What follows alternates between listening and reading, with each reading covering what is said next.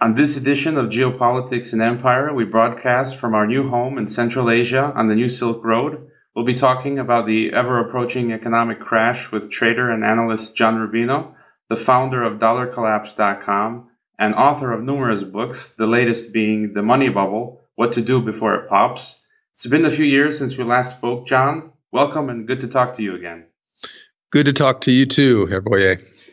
It's been now almost a decade since 2008. Governments seem to have successfully been kicking the cans down the road with no major economic downturns thus far, apart from damage caused by natural disasters such as what happened in Fukushima and Hurricane Harvey currently, or Washington's perpetual wars and the slow-dying economy in places such as Southern Europe. Gold hasn't dropped the $1,000 line. It's been holding steady. Housing seems ready to collapse in some places, such as Canada, and Australian real estate is still holding its own. Stocks are high. Bitcoin has gone to the moon. I feel that we are in the calm before a storm. You've recently mentioned on your site the rollover of high-profile sectors and some unique indicators you've pointed out, such as RV sales signaling a crashing or slowing economy. Can you take us on a tour of the economic wasteland, starting with which indicators you find most intriguing?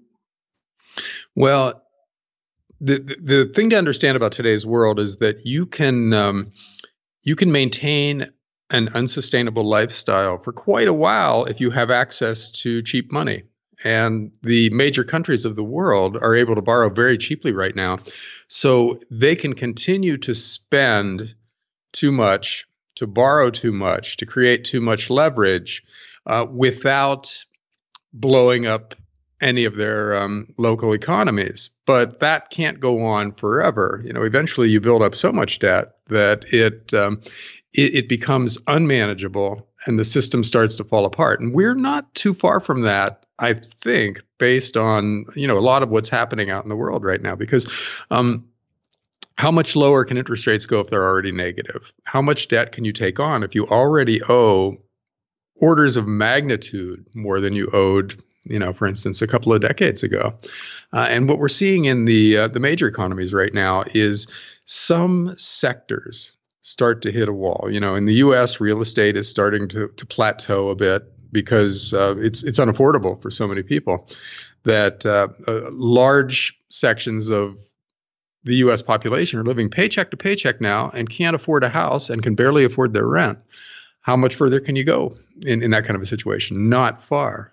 Auto sales, same thing in the U.S. We created a mini auto bubble by lending money to pretty much anybody to buy a car, which had the effect of pulling future auto sales into the present. Well, that's running out of steam too. And there are other sectors where the same thing is happening, where you can't continue at the current pace, and so it slows down, and that feeds into the broader economy. And topping it all off, the expansion that began in 2009 is already much longer than the average expansion post-World War II, which means that is going to run out of steam just because of the natural workings of the business cycle.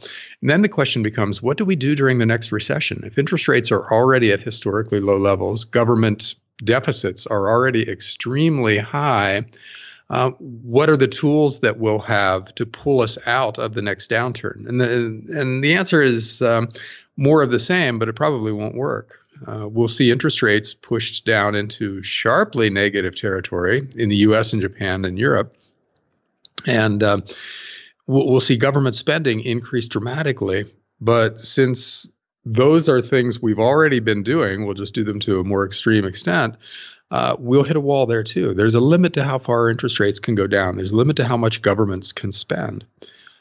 And that limit is people's willingness to accept the currencies of the countries that are being so badly mismanaged and assume that those currencies are good stores of wealth and good mediums of exchange. And eventually people won't do that anymore. We'll shift our dollars and euros and yen into real stuff because governments can't create more farmland or oil wells or gold and silver bars.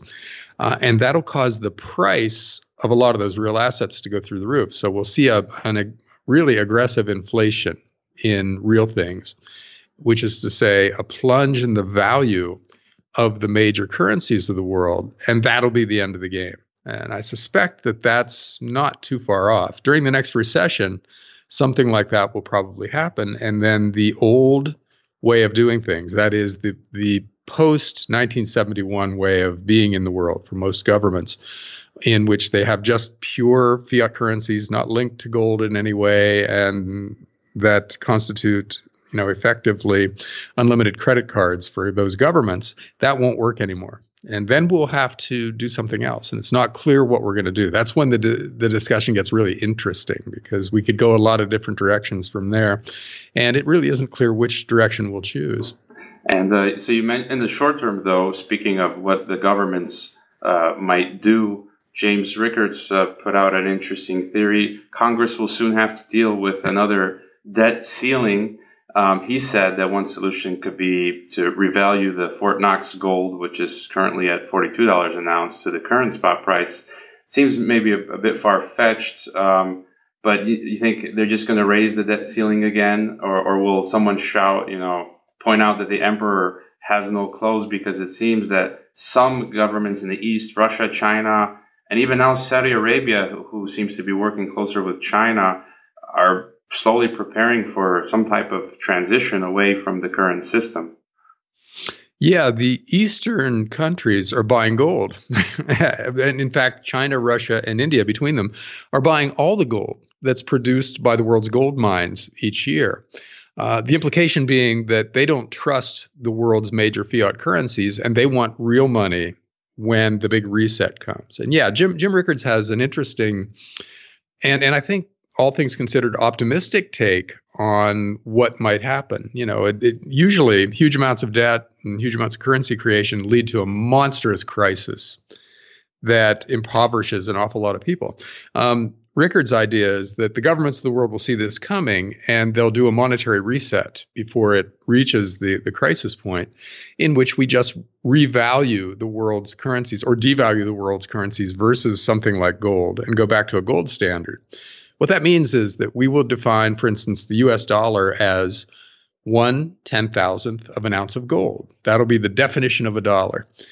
And in the short run, that causes a burst of inflation, because all of a sudden your dollars are worth much, much less in terms of the necessities of life than they were before. A gallon of milk will go from $2 a gallon to $10. And everything else will go up commensurately. So that's terrible for people who own a lot of dollars and who trust the government and who have a big bank account denominated in dollars. But it's great for people who don't trust the current system and who are already shifting their finances into real stuff, because the value of those real things will go up in terms of local currency. So, I wish that the governments of the world would choose Jim Rickards' solution to all the debt they've taken on, because that's the least disruptive and the least painful. But history says governments don't give up power easily, and it requires a pretty serious crisis in order for them to think outside the box, when the box is a really nice place for them in which they have immense financial power. So we'll probably have to have a stock market crash, a bond market crash, political turmoil, maybe geopolitical turmoil. In other words, much, much more of the crazy stuff that's going on in the world today before this monetary reset becomes an option that is better than the alternatives for a lot of the world's governments. Either way, though, it's out there. Something like that is definitely going to happen, assuming we don't blow ourselves up. A nuclear war or something like that will cause everything to change in very unpredictable ways. But barring some kind of horrendous geopolitical event, the financial system is pretty much on an autopilot course in which we continue to inflate away our currencies until it causes a financial crisis, which we have to choose some alternative from a diminishing list of options to deal with. And that's probably a 2018, 2019 story, which means it's not that far off. Something big could happen very soon based on the numbers. And when it happens, it'll change everything. One thing we haven't talked about yet is cryptocurrencies. Bitcoin and its brethren, the other 900 or so cryptocurrencies that have been created out there are becoming viable alternatives to national currencies. And if enough people shift to Bitcoin, Ethereum, and the other cryptocurrencies, then that's a market-driven change in the global financial system that will be very interesting. It'll be hard to predict exactly how governments react to that and what it means for the big national currencies. But I suspect that it will push governments in the direction of either becoming a lot more authoritarian, where they just ban competing forms of money, or in accommodating the fact that the market wants better forms of money than what the big governments of the world are offering, and which in turn forces the big governments to improve their own monies in order to stay competitive. We'll see. This is all really interesting stuff from a theoretical standpoint, in part because it's never happened before on this scale. We've never seen the world in a place where everybody has a printing press and all the big governments are abusing their printing presses and aggressively inflating away their currencies, and new kinds of currencies based on futuristic technology are coming along to compete with the old currencies. This is very, very new and very uncharted territory. And so it's fun to watch from a safe distance, but you don't want to be too exposed to the vicissitudes of a global financial crisis. So financial assets are going to become increasingly scarier and riskier going forward.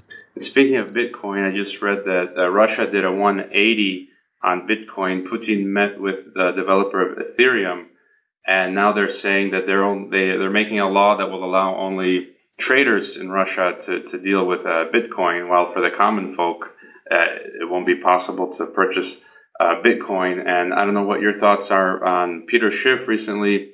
He's been criticizing Bitcoin, saying that it would be viable only if it were backed somehow by real money like gold or silver. What are your thoughts there? Well, I think governments are going to respond to the threat of cryptocurrencies in a lot of different ways. Russia's is one way. The U.S. could just make it illegal if they wanted to. We've made gold ownership illegal in our past. So there's no reason to think that we wouldn't make Bitcoin ownership illegal if it suited our purposes. So that's a possibility. And I think that one very positive way that this could go is a kind of Peter Schiff-like scenario in which gold is the base money in the system. It's a physical thing. It's stored in vaults. It can't just be evaporated by hackers or anything, or by an EMP attack that takes down the computer networks temporarily.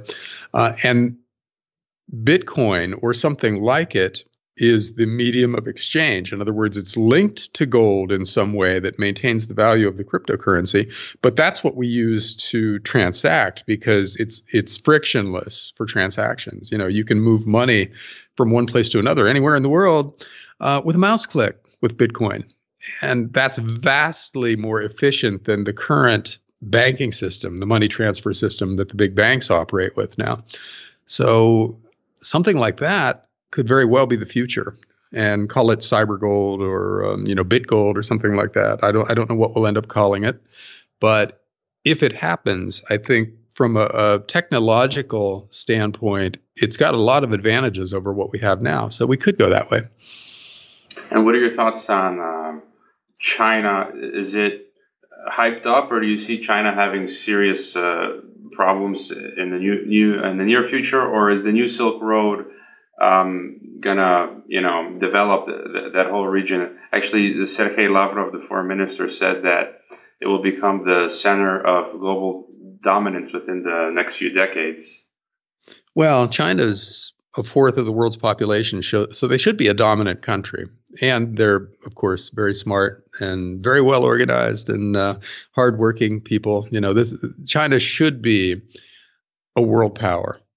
However, what they've done in the last 20 or so years is a classic credit bubble. They borrowed absolutely insane amounts of money to buy or to build out infrastructure.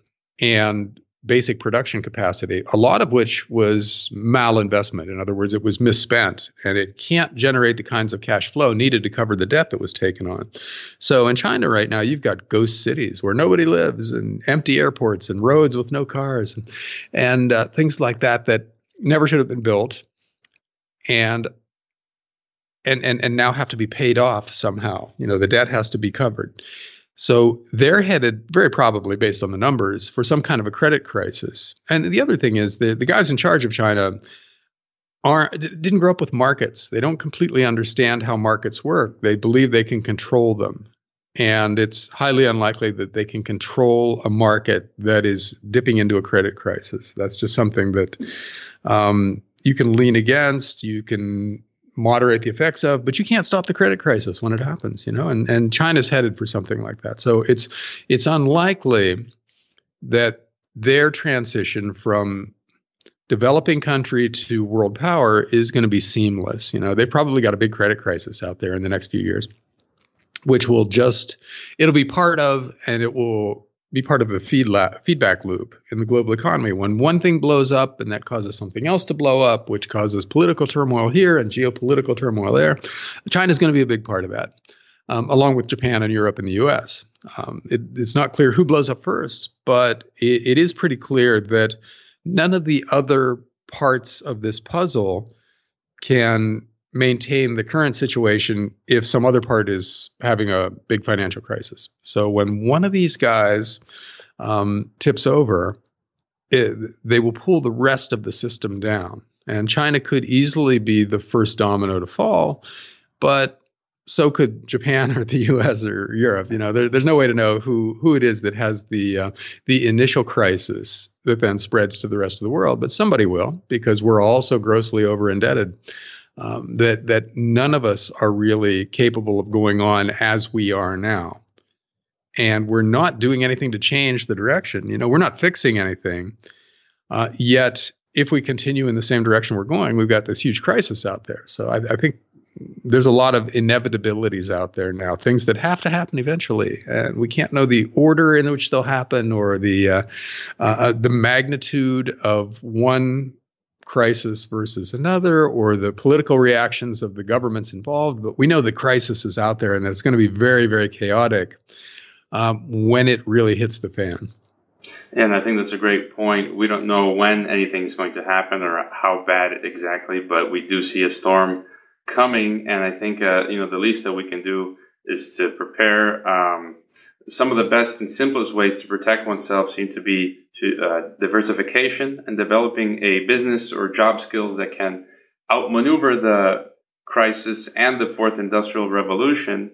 Any recommendations for people to weather the storm? Well, yeah, the first thing you want to do is shift your finances away from these fiat currencies. If you've got a government bond mutual fund, that's maybe something you should look at selling and converting into something that's real, that doesn't depend on the value of the local currency for its value. So, cash out, buy gold and silver, store that gold and silver in a safe place. That's probably the trickiest part of the equation. Research how you store physical precious metals once you own them, and do a good job of it. And then your finances are probably okay beyond that, because gold and silver will go up in local currency terms. So your purchasing power will be preserved by that one financial transition that you've made. As for the rest of your life, embed yourself as much as possible in your community, because people are going to depend on each other in hard times. And you want a network of friends and family who you'll help when they need it and who will help you when you need it. At work, make yourself as indispensable as possible. In other words, don't just show up for 8 hours, do your job, and then go home. Figure out what the people running the company need and learn to provide it. Become somebody that they turn to when they need special help. And then you'll be one of the last people fired if they have to lay a lot of people off. Beyond that, there isn't really anything you can do to stop what's coming in a macro sense. There's no election that's going to fix things. So your vote almost doesn't matter going forward, unfortunately. And because of that, devoting a huge amount of effort to electing one candidate or another might, I hate to say this, but it might almost be wasted effort for the next few years, because whoever we elect, they're going to face a big financial crisis. So tending your own garden is probably the wisest choice going forward. And I mean that literally too. Becoming self-sufficient in food is probably a really big part of a crisis investing puzzle, because if you really don't need the rest of the world or the outside world other than your friends and family for a few years, then you probably get through this in pretty good shape.